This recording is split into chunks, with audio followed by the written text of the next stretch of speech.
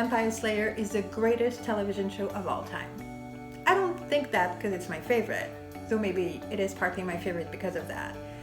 I think that because I have consumed ginormous amount of serialized television in my life, and though I've seen some great things and some terrible things, and some I've loved and some I've hated, to be truthful with you, none had the same quality level in terms of craft, in terms of emotional depth, intelligence, entertainment value, and resonance as Buffy has, still to this day. So this video is sort of to tell you a little bit of why that is. So this video is not meant for Buffy aficionados. I mean, I think they're gonna enjoy it, but this is really meant for the other people, the ones who don't know or understand why Buffy looms so very large in the TV pantheon. I can't promise that you're gonna become Buffy lovers, but at the end of this video, you're gonna know more about why the show matters and why, if you want to make or understand TV, you cannot disregard this television show. This is Let's Make Great TV, Chapter 2, Buffy the Vampire Slayer, greatest television show of all time. Hi again. Before we get started, here are a few things I think you might need to know about me in this video. So my name is Yael. I'm a French TV expert / writer / writing teacher and / lover. And I believe great TV shows are an essential necessity. I think we should all be in the business of encouraging a thriving TV creating industry everywhere in the world. And I think we should do that by watching, talking about, making, and demanding great TV shows. My contribution is to convey as much as I can of the information that I've learned, that I've figured out, that I've experienced about great TV writing. My first video, which I'm sure you can find somewhere around this screen, was sort of a general statement of purpose. The second video, I wanted to be very specific. So I decided to basically discuss why I think my favorite TV show, Buffy the Vampire Slayer, is great and what anybody can learn from its greatness. Because to be quite honest with you, I could talk about this for hours, well, actually for days or months. I've decided to make it snappy and to organize my demonstration around 5 points. This is point number 1. I've loved Buffy since 1998. Which basically means that I've been talking about Buffy for 22 years. I've talked about Buffy at parties. I've talked about Buffy in trains, in waiting rooms, in bars, in bedrooms, in kitchens, on stage, in podcasts, in videos. I've been writing about Buffy professionally and personally. And I've basically been talking about the show to everyone who was willing to listen. Sometimes for 5 minutes, sometimes for 5 hours, and to a lot of people who'd never watched the show before and may never have watched the show since. And what I've learned from all this conversation is that there is something very pervasive about the reputation the show has. So this is my first point. Beware of the narrative. That is true of most TV shows, by the way. Because the truth is, a TV show is such a complex, rich, long cultural object that it's really easy for people to only see a little bit of it or just not think about it very much and miscategorize it. So anytime someone says this is the greatest show or the worst show, don't always believe it. Except when I say it, of course.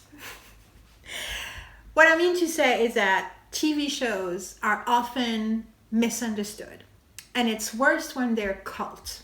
So if a TV show has a very strong and powerful fandom, chances are people dismiss it as a weird phenom, something that only some people will like. And if you have a Buffyaholic in your life, it may really have pushed you away from the show because the intensity of some of the fans can be scary.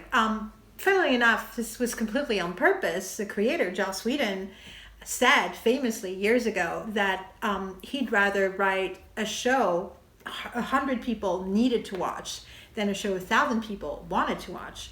And he definitely succeeded. But my larger point is, even though I think in general it's a shame that we mistrust fandoms, and when people love something, then their opinion doesn't seem to matter anymore, that we only value negative criticism in terms of being an intellectual, interesting opinion. But that's a subject for a different video. I kind of want to start fresh with you. So forget the narrative, forget what you think you might know about the show, and let's pretend you've never heard of it. So here's what you need to know. Buffy the Vampire Slayer ran for 7 seasons between 1997 and 2003. It ran first on the WB, then UPN, which at the time were fairly young and pretty low-rated networks in the United States of America. So it's interesting that they were young and low-rated because people dismissed most of the shows on those channels because of it, but it was actually a much freer space for a show to be subversive, to be innovative, and, well, in the end, groundbreaking.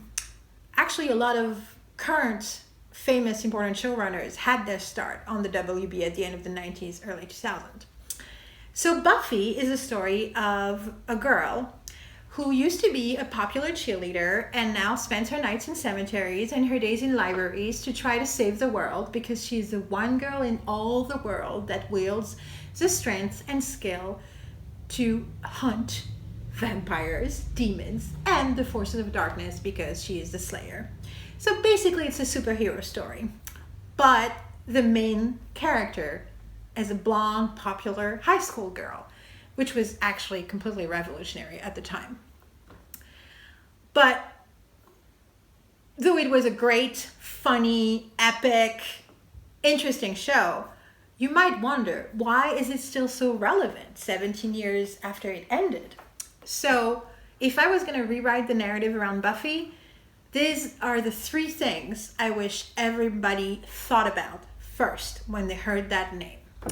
The first thing I think is that it is a television program about which most works in academia has been written. Basically, there is no television show in the history of television about which more scholars have written.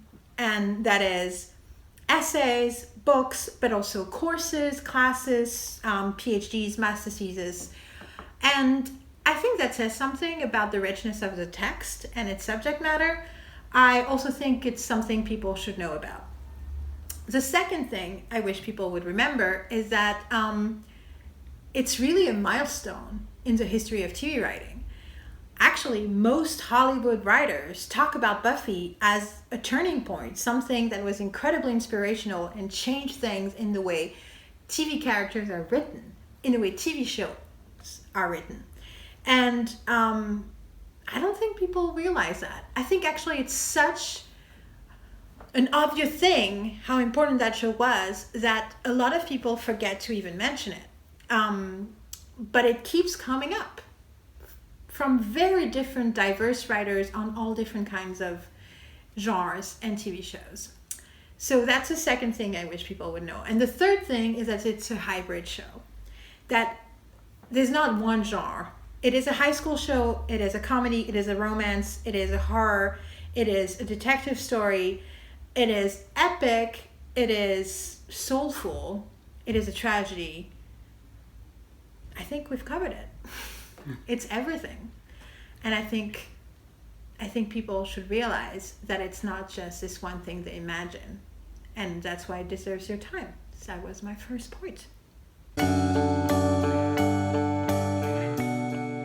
Buffy, c'est la vie. That's my second point. So in the English language, when you say c'est la vie, you kind of mean it in a fatalistic kind of way. Like, that's life, nothing you can do about it. In French, especially the fans of Buffy say that, Buffy c'est la vie, they mean Buffy is life. They kind of also mean Buffy is at the center of our lives, but that's a different discussion, though it's kind of true. But what I want to say is that Buffy feels like real life.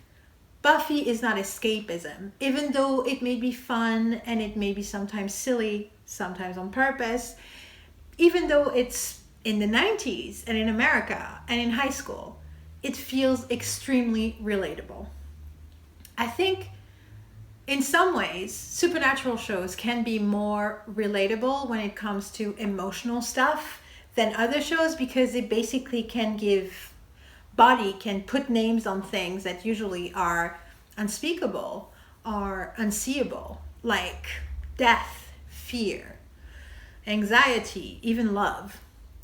So yeah, Buffy is life. And I believe that's why it has such a strong hold on its fans, but also on academia, because it becomes this incredible work over 7 years that deals with existentialism. At the root of it, Buffy is about what it means to be human. The metaphor of the superpowers and the forces of darkness are all about personal responsibility and fear and the inner demons we all have. The show, even though it has a complex mythology that makes sense in its universe, really talks about what it is to be alive. Wake up in the morning, grow up, fall in love, have friends, have family. It's very, very real, sometimes too real. It actually makes the show at times heavy and difficult to watch. In times of strong anxiety, I can't always watch it because it will sort of be a mirror of my inner demons. But in other times, it helps me think about and combat some of those demons. So I guess my point is, Buffy, c'est la vie. This is probably my longest and strongest point. Buffy is a great TV writing school.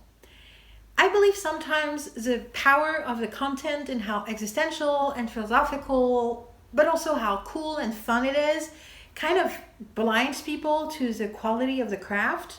I think people don't realize how well executed and constructed and written that show is, and actually believe that's the greatest part about it. It's taught me to love television, but also taught me to expect a lot from other TV shows because of how well done it is.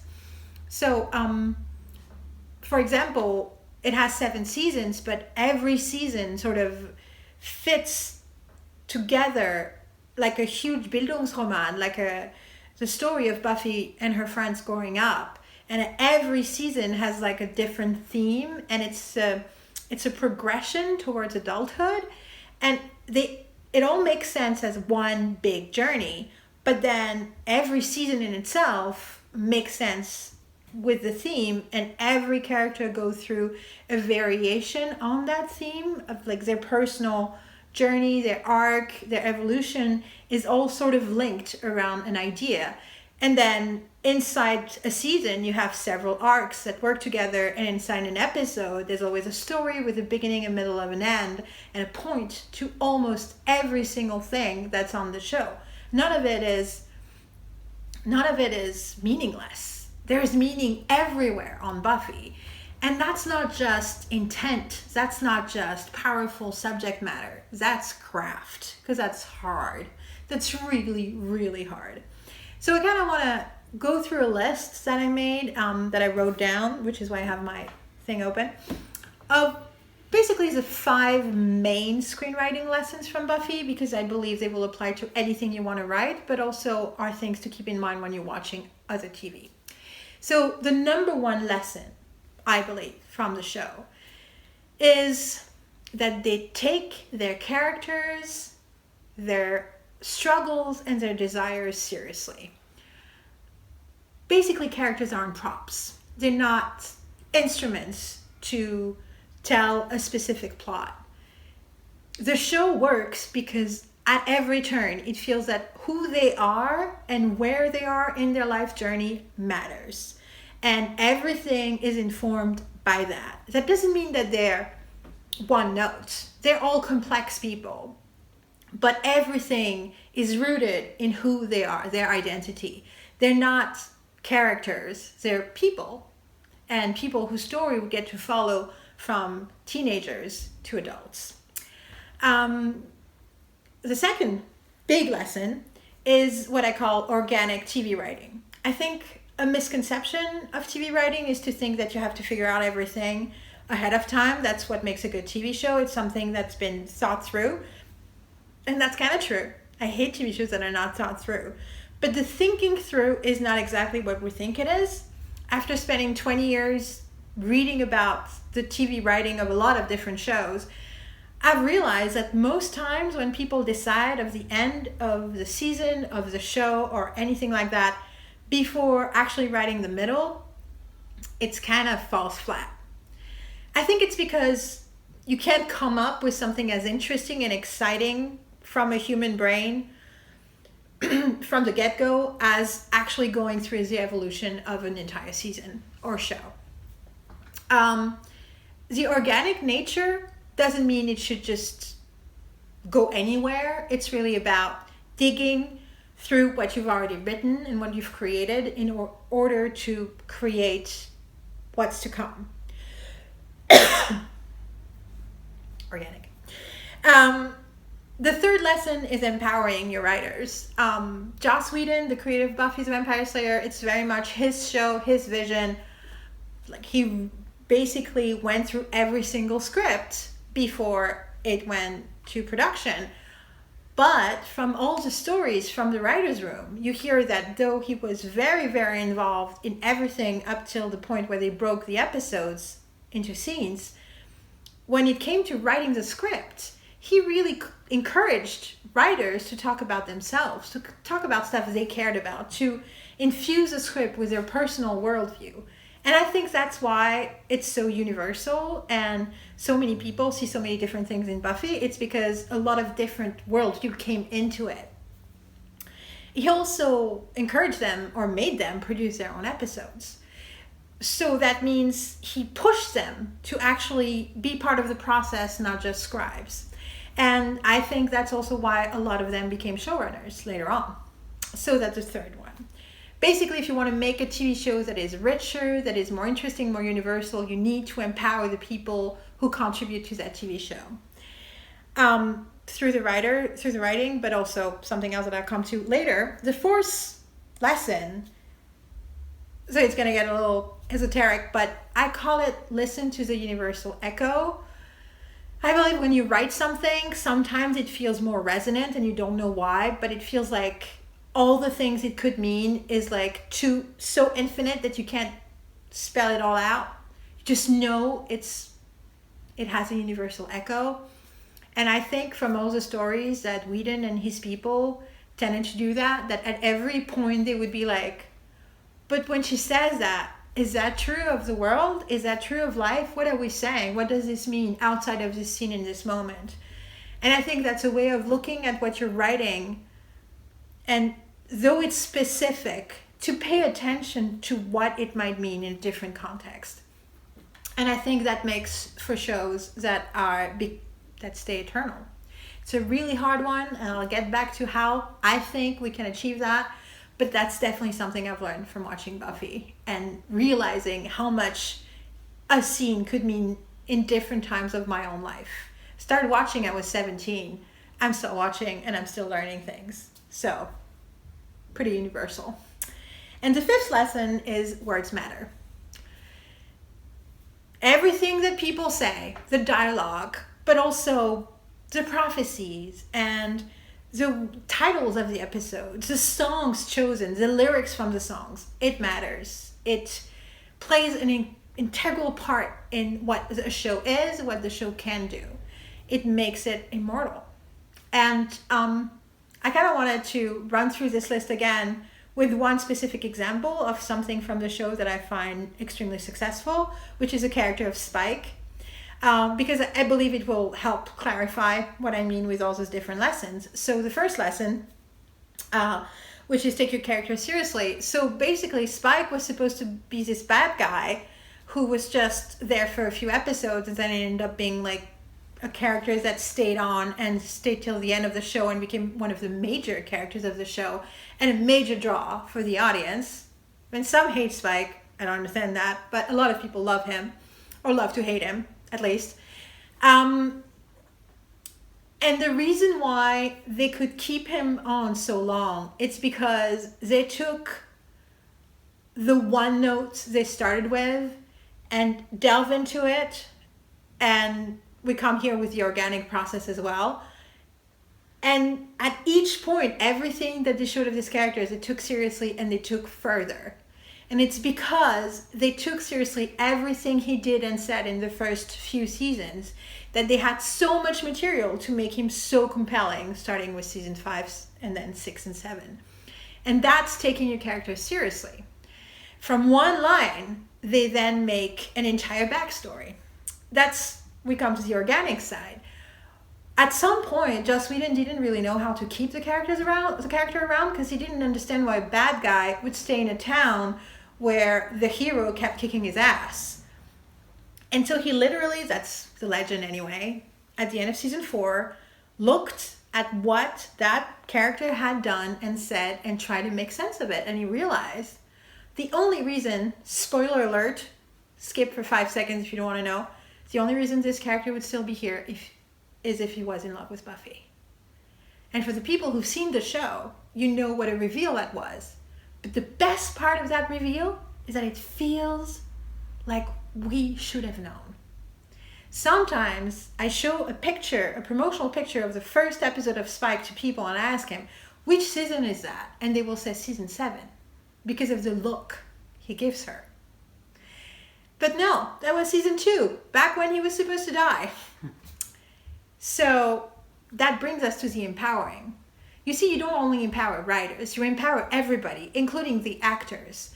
And the truth is, James Masters, the guy who played Spike, he really, really, really wanted to keep a job because he wanted money at the time, and then he fell in love with the character. But at first he just wanted a gig in Hollywood that would last a little longer so he could get money to help, because he was a theater actor and didn't make that much money in theater. And so what he did was, the first scene he had with Buffy, he played it like he was not in love, maybe more in lust, but he didn't play it the way it was written. He played it the way he felt he could make the character compelling. And that completely changed the way the character, or at least very much influenced the way the character was written. And then it went on, and the more the show went on, the more, he said, they delved into his own personal demons and they fed it to the character. And that probably is why Spike, to me, is one of the most compelling characters in TV in general, because of this incredible symbiosis between the person and the character. So that's empowering. Listen to the universal echo. Well, I think in many ways, why he becomes so compelling is because he could be a joke. He could be a clownish version of a vampire. But because what he says is something anybody who's been in love can say, it feels relatable. And I believe they got that because they didn't go for the caricature. They went for something that sounded right and real. So that to me is an example of the universal echo. And then words matter. Well, he's funny.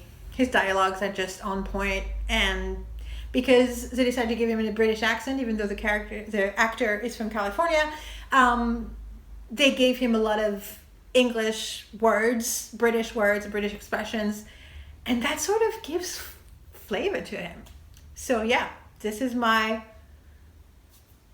example of how those 5 screenwriting lessons are seen in the character of Spike. That's only the tip of the iceberg. The truth is, I've spent my life studying Buffy, and I'm probably going to keep watching and studying and learning from the craft of the writing. Actually, to be quite honest, I've started a podcast, even though I still haven't done episode 2, called Me, Myself, and Buffy, to discuss all the ways in which every single episode makes me think of things and inspires me, and also taught me about good writing. So that's my third point. Great, maybe best TV writing school. Buffy is a Mirrorball. I mean that in 2 ways. First of all, it has many, many facets. There are plenty of ways in which to engage with Buffy. Some people are in for the humor, some for the epic adventure, some for the demons, some for the silliness, some for the romance. I'm obsessed with the music. There are all kinds of reasons to watch Buffy, and there are all kinds of ways to look at it.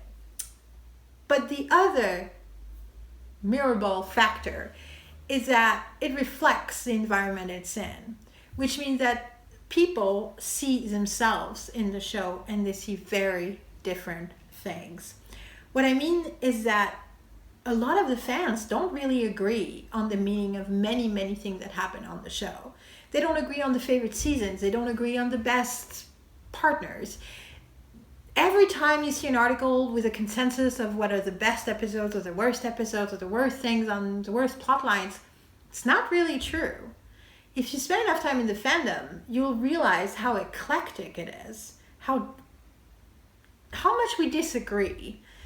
And I know you're going to say it's true of all fandoms, but I've been in other fandoms and I've watched many fandoms, even some where I don't like the show. But I have never seen this amount of different interpretation of a specific thing. I think it's on purpose. I think the show aims to portray the complexity of the human condition, and the way people feel about what the characters on that show do is very similar to the way people feel about the actions of other people, and how they don't always know what's in their heads and why they do it, and they don't always know if it's right. There are other shows, in prestige TV especially, that deal with people not caring, not like doing things and not pretending it's right, but doing things without caring whether it's wrong or right. But that's not Buffy. In Buffy, they really care about the consequences of their actions. They just don't know for sure, like in real life.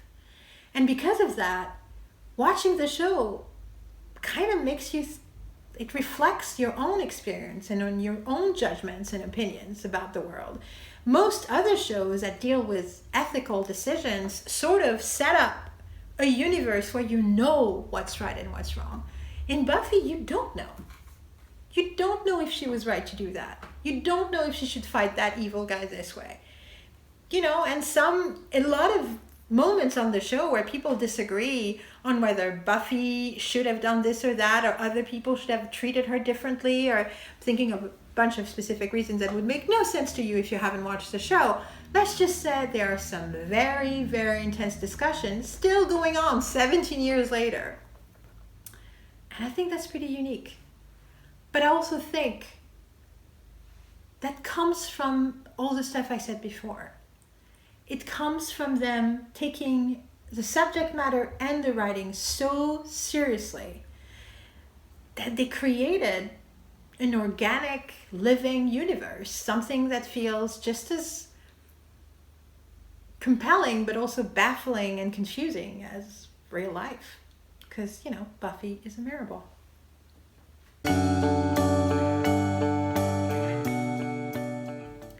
Buffy is a journey. It's a journey for you, whether you've started watching it or have been watching it for years. The experience of watching Buffy is a journey. From the preconceived notions to also sometimes people have been like big fans of it when they were teenagers, and so they sort of dismiss it as a thing they liked when they were young. That kind of looks silly because a lot of the imagery of Buffy plays into the silliness of the horror genre. But then they go back to it and then they discover things about themselves and the show and have new perspectives on it. So Buffy is a journey. But the show is a journey in itself. And what I mean by that is that it deserves to be watched in full and in order.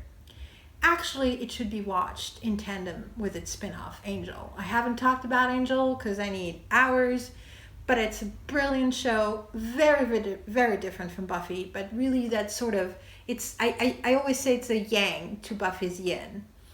And it enriches your perspective on it to have seen Angel. Not every show has a journey that makes it necessary to see every single episode in order. I mean, I kind of think if you're going to have an opinion on a show, you should do that, but it's not always true. Some shows lose themselves. Some shows get better with time. And I guess some people would argue that Buffy got better. I actually think that everything in that show matters. And it's sort of a building block and then it's necessary for the journey. So don't think you can just watch an episode, or if you've seen a bunch of episodes that you know about the show. It really is a different experience to watch it all. And every episode, and there are a few I don't like. Yes, there are. But every single episode has at least one great joke in it. And just for that, makes the journey worth it. You will be transformed by it, watching it, even if you don't like it. I have met people who haven't really enjoyed the show but watched it full because something happened, and they've been influenced by it because it's a remarkable thing that is very, very rare to have something going on for 7 seasons and making sense over 7 seasons. Some people hate season 7, some people hate season 5, some people hate season 3, season 4, well, mostly season 4. But the truth is, where it goes at the end is a direct answer to where it begins. And that's precious. So take the journey. For this video especially, I want to encourage you to ask questions, tell me what you think, what you don't understand, what you do understand, what you agree with. I enjoy positive feedback, but also what makes no sense to you.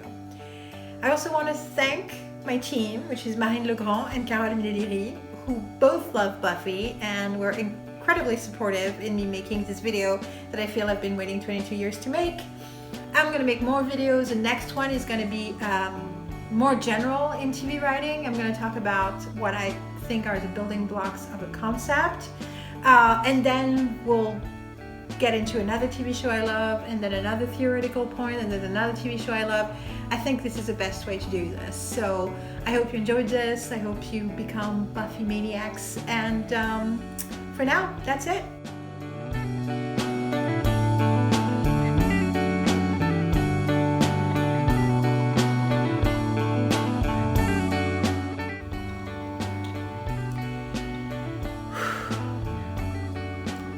Again.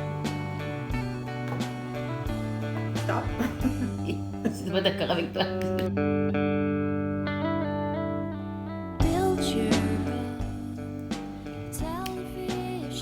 I think Buffy the Vampire Slayer is the greatest television show. Je sais pas regarder en fait. En fait, tu regardes.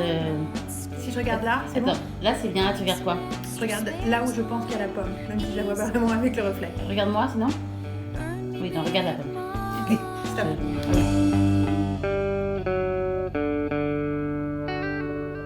I'm a modern girl, but I fall in half so easily when I put myself in the picture of success. Some I've loved, some I've hated, but I have never. Comme ça que je vais faire cette phrase. Ah! Stop.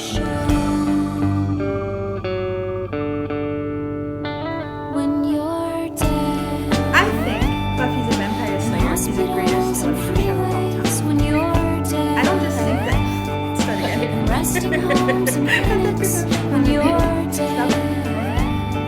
It must be nice to finish when you're dead.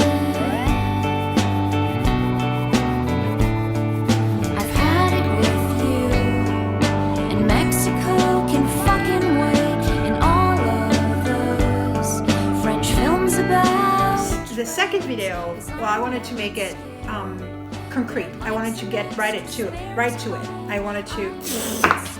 It was so close.